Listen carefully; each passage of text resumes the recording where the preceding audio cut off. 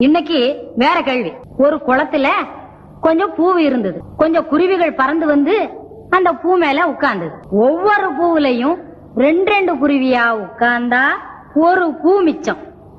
ஒவ்வொரு குருவியா உட்கார்ந்தா ஒரு குருவி மிச்சம். அப்படின்னா அந்த குளத்துல எத்தனை பூ இருந்தது, எத்தனை குருவி பறந்து வந்தது? 4 3.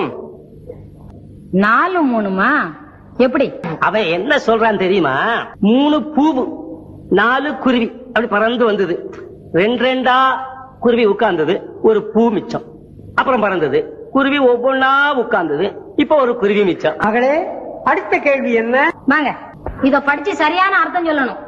உப்புமா மாமா மாமா அது ஒன்னா எண்ணு, எத்தனை மான்னு எண்ணு. உப்புமா 1மா 2மா 9மா 10மா உப்புமா 10மா உப்புமா 10மா மாலையை போடு.